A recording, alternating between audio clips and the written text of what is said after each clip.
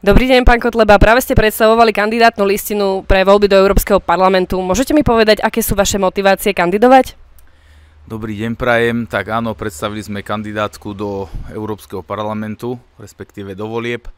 A jednoducho uistili ma o tom parlamentné voľby, ktoré sa konali minulý rok, pretože vidíme, že strany, ktoré vlastne zostavili vládnu koalíciu, dlho podporujú Európsku úniu, aj keď samozrejme v televízii a v médiách ľuďom rozprávajú niečo úplne iné, ale keby sa trošku tí ľudia zaujímali o tú politiku a prečítali si aspoň programové vyhlásenie vlády, v ktorom sa jasne deklaruje, že Slovensko bude lojálne plniť všetky záujmy Európskej únie a NATO, tak by jednoducho pochopili, že tí ľudia, ktorí im to rozprávajú, ktorí tvoria vládnu koalíciu, čiže je to Fico, čiže je to Danko, či to je Pellegrini, alebo aj tí poslanci, ktorí sa dostali za Slovenskú národnú stranu, tak o jednom hovoria a druhé robia a toto bolo mojou motiváciou, aby my, takí, ktorí nemeníme kabát ako ostatní politici, zo dňa na deň sú v inej politickej strane, aby sme vedeli zabojovať práve za záujmy Slovenska. Mnohí voliči ale možno nerozumejú tomu, že keďže chcete vystúpiť z Európskej únie a súčasne chcete kandidovať do Európskeho parlamentu, trošku sa to nebije?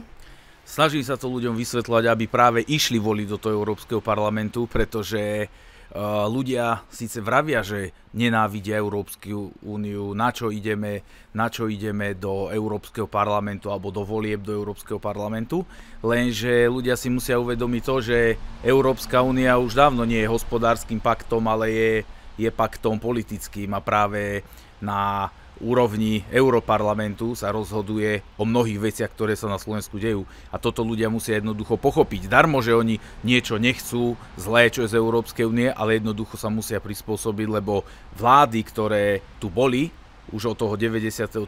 roku, tak všetci lojálne plnili príkazy z Bruselu a tak môžeme vidieť aj tie vlády, ktoré tu boli aj predtým, či to bol Matovič alebo Fico, tak oni plnili tie príkazy Európskej únie a takisto aj ich poslanci, ktorí boli zvolení, jednoznačne hlasovali za tie nezmysly, ktoré sa potom pretavujú na Slovensko, ktoré ratifikuje slovenský parlament. A práve my chceme zabojovať proti tomu, aby sme aj spoločne s inými štátmi Európskej únie dokázali urobiť nejakú protiváhu a postavili sa tomu. Dobre, takže skúste prosím vás jednou vetou. Prečo majú ísť ľudia, ktorí sú za vystúpenie z Európskej únie, voliť do Európskeho parlamentu? Tak práve mali by ísť preto, aby sme vedeli blokovať všetky tie nezmysly, ktoré z Európskej únie prichádzajú, lebo ak vidíte tých poslancov, ktorí tam boli, či už to boli za Smer, alebo za SNS-ku, za KDH, tak jednoducho lojálne plnili všetky tieto nezmysly a my chceme ísť do Európskeho parlamentu s tým, aby sme boli tou protiváhou a máme rozrobené a máme aj debaty s inými členskými štátmi, kde sú tiež takéto isté skupiny, ktoré sa chcú tomu diktátu postaviť. A ešte posledná otázka. Mňa by zaujímalo, na ktorých kolegov sa tešíte v Európskom parlamente?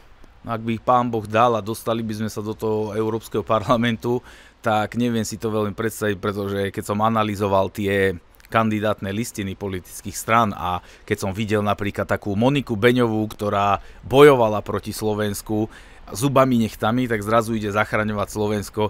To je veľmi naozaj vtipné a ľudia by už takýmto politikom naozaj mali dať stopku, ale konkrétne meno vám neviem povedať, pretože viete, politika je strašne falošná a ja keď vidím niektoré tie typy ľudí, ktoré kandidujú, ktorí sú jeden deň v jednej politickej strane, druhý deň v druhej politickej a takto menia stále tie politické strany a nedržia si nejakú konzistentnosť, tak to nie je na smiech, ale je to veľmi smutné, že práve voliči, aj ľudia, aj Slováci dávajú takýmto ľuďom priestor, pretože ľudová strana Naše Slovensko ide jednou líniou. To, že ľudia nám teraz vravia, že nemáme v prieskumoch nejaké zázračné čísla, to nie je naša podľa mňa chyba, ale aj tých ľudí, že dokážu sa nechať ovplyvniť televíziou, nechajú sa ovplyvniť médiami a na základe toho sa rozhodujú namiesto toho, aby držali jeden svoj názor celý život a za tým si stáli. A aký má byť ten jeden názor, ktorý majú držať? Ja vravím, každý nech má názor, aký chce, ale ja osobne svoj názor nemením a nebudem napríklad teraz v jednej politickej strane, potom zrazu by mi to vyhovovalo, pôjdem do inej, potom mi to bude vyhovovať do jednej. Jednoducho by som im odkázal len tak krátke, starý dobrý kabát, jednoducho stále budem ho nosiť a jednoducho nebudem ho meniť, keď je raz dobrý. Ďakujem veľmi pekne za rozhovor. Dovidenia. Ďakujem pekne, dovidenia a veľa zdravia všetkým.